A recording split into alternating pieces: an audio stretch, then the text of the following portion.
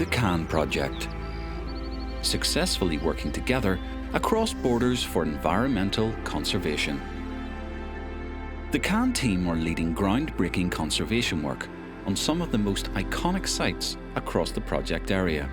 This video showcases some of the innovative and cutting-edge techniques the team are using, as well as looking at some of the time-tested and traditional methods.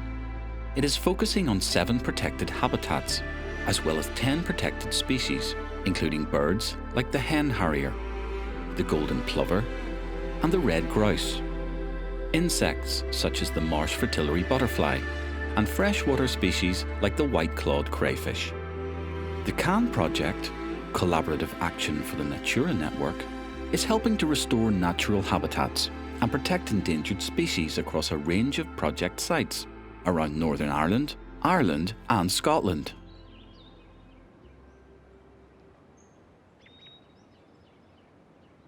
My name's Mark Ruddock and I work for a charity called the Golden Eagle Trust, which is an Irish charity, and we're one of 11 project partners in the CANN project, which is looking at the restoration of habitats and species across Ireland, Northern Ireland and Scotland.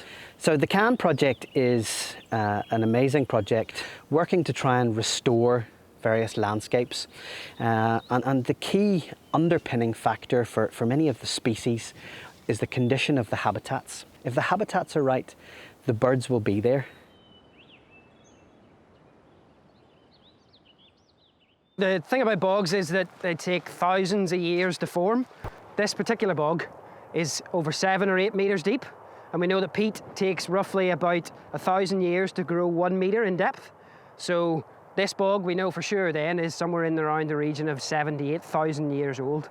So when a bog is healthy and it's growing and dying and growing and dying and it's building up that material underneath, it's constantly taking carbon out of the atmosphere, which is why peatlands, both blanket bogs, fens, peatland woodlands, lowland raised bogs, all of these habitats are so important for locking carbon into the ground, taking it out of the atmosphere, and they're one of our most important tools for combating climate change.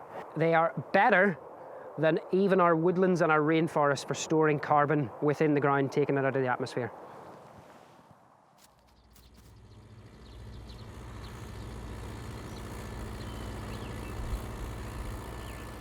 My name is Rory Sheehan and I am the site coordinator here on Slieve Bay for the CANN project. And today we're going to take a look at one of the really interesting bits of conservation we're doing, and that is cattle grazing, reintroducing cattle to the mountain to try and open up some of the vegetation to allow the ground nesting birds to come back in and use them. Traditionally in the Irish uplands, a good few years ago, a lot of it would have been grazed by cattle. So one of the hopes we have with the grazing is that it'll help improve the condition of the mountain here, and it'll allow the birds to come back in, and it'll make the mountain more fire resilient, and it'll help with the management of the hill here and return it to favourable status again. I'm Raymond Wilson. I'm a PhD student from Ulster University. We're here on Horseshoe Lake in Clonus. This lake historically was known as the best lake in the UK and Ireland for stocks of the white-clawed crayfish. They're under threat now from invasive species and crayfish plague all throughout Europe. The thought is, if we can get some of these lakes back in a better condition and maintain the populations, then it can be what's referred to as an arc site, where crayfish stocks remain unthreatened here and can be moved where the population declines.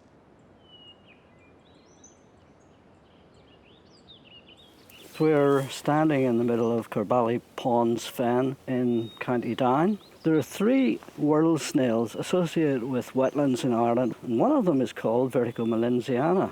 Having this very interesting population of small snails poses the question, how do we look after them? If by neglect, nothing much in the way of management were to occur, the encroachment of dense vegetation has become so bad that we can find no snails at all. It has to be managed sympathetically in a manner which would have been adopted over the thousands of years of existence of this habitat, and that is what we would hope to do.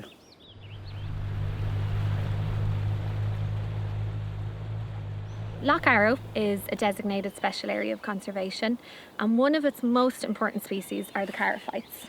Charophytes are the freshwater equivalent of the coral reef. So they are providing shelter and habitat for some of Lough Arro's most important species. At the minute, one of the things that is threatening this really important species are an invasive species called Elodea nataliae. And what it does is it competitively excludes our native charophytes. So basically it overgrows them and stops them from growing and thriving in the lake. What we did here at Lockbrick Bay was we laid 2 lanes of jute going out into the bay, with the overall aim being that we would kill off the Elodea and allow the charophytes to come back through. So already we found, from what we've done here, we found a 90% reduction in the Elodea under this jute, and we're seeing the charophytes growing back through already.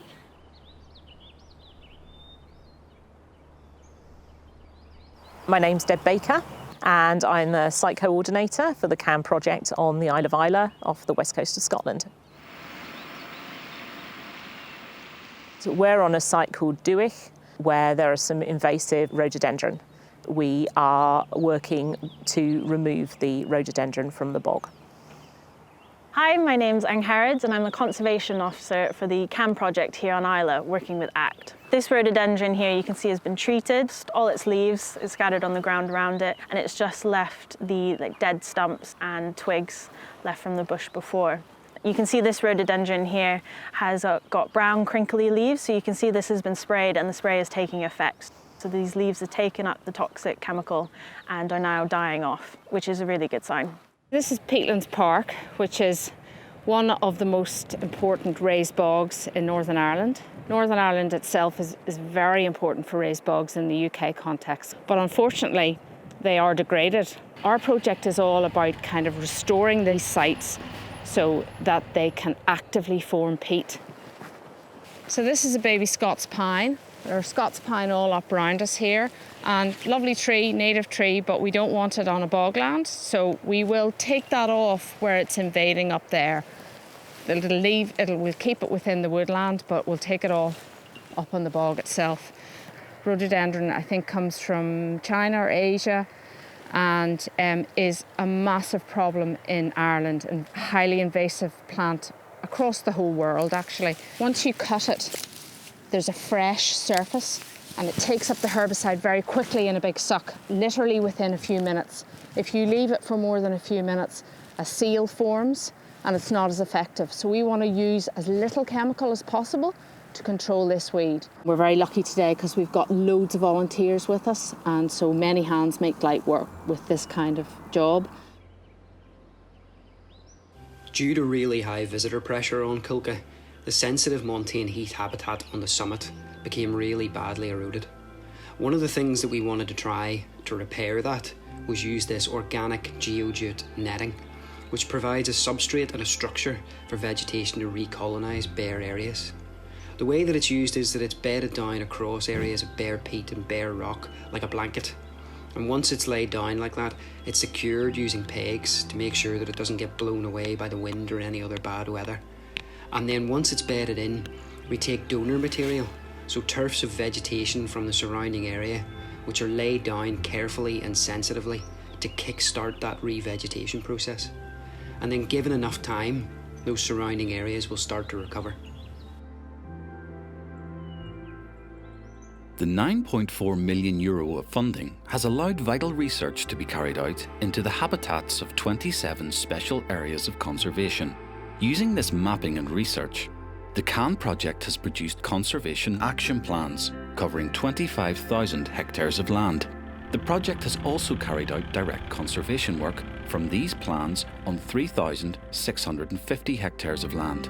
These plans and the work carried out will have an impact long into the future, changing the conservation status of many of the sites from poor to favourable.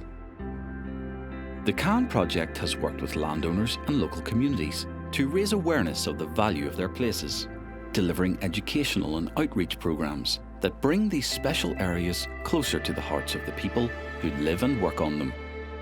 The environment will continue to reap the benefits of the CANN project long beyond 2021 and the lifespan of the project.